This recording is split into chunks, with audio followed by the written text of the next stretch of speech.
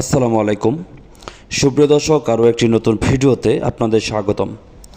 প্রিয় দর্শক, আমার আজকের ভিডিওটি হচ্ছে যাদের মোবাইলে এমবি রয়েছে কিন্তু ঠিকমতো ইন্টারনেট চলছে না, তাদের জন্য একটি প্রাথমিক সমাধান দেওয়ার চেষ্টা করব। প্রিয় দর্শক, আপনারা সকলেই অবগত রয়েছেন বর্তমানে বাংলাদেশের যে পরিস্থিতি, তাতে ইন্টারনেট ব্যবহার করা খুবই কষ্টকর ব্যাপার। তারপরেও আমি একটি বেসিক সলিউশন নিয়ে আপনাদের সাথে কথা বলবো, যাতে আপনারা মোটামুটি একটু ইন্টারনেট ব্যবহার করতে পারেন। তো প্রিয় দর্শক, এর কারণে আমি সরাসরি চলে যাচ্ছি আমার মোবাইলের ডিফল্ট যে সেটিংসে রয়েছে সেই সেটিংস থেকে সরাসরি চলে যাবেন মোবাইল নেটওয়ার্কে। আমি চলে যাচ্ছি মোবাইল নেটওয়ার্ক থেকে আপনি যে সিমে ইন্টারনেট ব্যবহার করছেন, আমার এখানে দুটি সিম দেখতে পাচ্ছেন, গ্রামীণ ফোন এবং এয়ারটেল। তো আমি যেহেতু এয়ারটেল ব্যবহার করছি, আমি সরাসরি এয়ারটেলে ক্লিক করে দিচ্ছি। মানে এয়ারটেলে ইন্টারনেট ব্যবহার করছি, আপনি যে সিমে ইন্টারনেট ব্যবহার করছেন সেই সিমের আইকনে ক্লিক করে দেবেন। তো এখান থেকে নিচের দিকে দেখতে পাবেন যে অ্যাক্সেস পয়েন্ট নেম নামে একটা অপশন রয়েছে। অ্যাক্সেস পয়েন্ট নেমে ক্লিক করে দেওয়ার পরে নিচের দিকে দেখুন যে একটি প্লাস আইকন রয়েছে নিউ এপেন নামে বাম পাশে। তো নিউ এপেনে ক্লিক করবেন, ক্লিক করার পরে নেম সেট করবেন। নেমের এখানে শুধু একটি চিহ্ন দিবেন, বড় হাতের আই লিখে এখন ওকে লিখে দিবেন। আবার নিচে যে রয়েছে এপিএনএতে ক্লিক করবেন, এখানেও লিখে দিবেন আই। এখন নিচের দিকে যে মোর নামে অপশনটি রয়েছে, মোরে এটি ক্লিক করবেন। এখন সেভ নামে অপশন রয়েছে, সেভ করে দিবেন। এখন দেখুন যে আমার আগের সেটিংসটি কিন্তু রয়েছে। তো আমি নিচের দিকে যে সেটিংসটি মাত্র করলাম এপিএনের, যেমন এটাতে ক্লিক করে দিলাম, মানে আই সিলেক্ট হয়ে গেল। এখন দেখুন যে উপরে নেটওয়ার্কের চিহ্নটি চলে গেছে, এটি যে এখন মাত্র ফেরত আসলো। এখন আমি এখান থেকে ব্যাগে চলে যাব।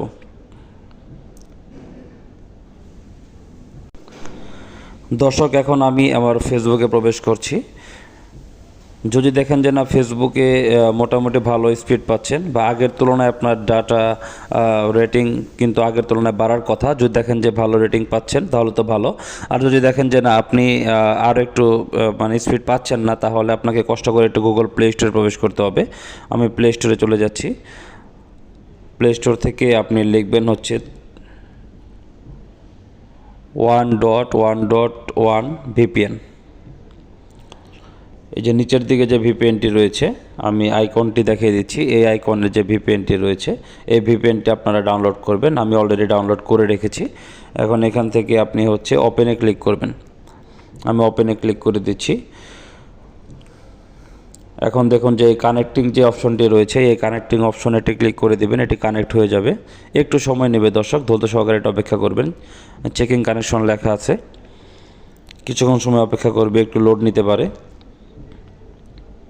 একটু অপেক্ষা করুন।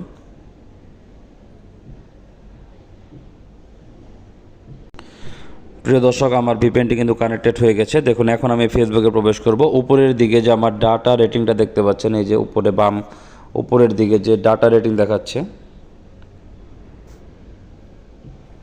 যে কত কিলোবাইট টানতেছে, মানে স্পিডটা কেমন, এটা একটু লক্ষ্য করবেন। আমি এখন ফেসবুকে প্রবেশ করছি, একটা রিলোড দিলাম। সুপ্রিয় দর্শক, আমি এখন ভিপিএনটি কানেক্ট করার পরে আমার কিন্তু ডাটা আগের তুলনায় কিছুটা ফাস্ট হয়ে গেছে এবং আমি ফেসবুক ব্রাউজ করতে পারছি।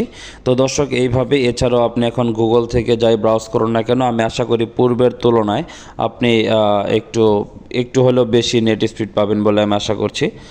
তো সুপ্রিয় দর্শক, আজকের মতো এ পর্যন্তই। যেহেতু নেটের অবস্থা সারা বাংলাদেশে খুব একটা ভালো নয়, তো সেক্ষেত্রে চেষ্টা করুন এইভাবে আপনার এপিএনটি চেঞ্জ করে এবং ভিপিএন চেঞ্জ করে কিছুটা নেটের স্পিড আপডেট করে চালানোর জন্য। তো আশা করি বর্তমানে যে সমস্যাটি রয়েছে ইন্টারনেটের, তো এমবি থাকা সত্ত্বেও চলতেছে না, এটি আশা করি খুব দ্রুতই সলভ হয়ে যাবে। তো প্রিয় দর্শক, সকলে ভালো থাকুন। আল্লাহ হাফেজ।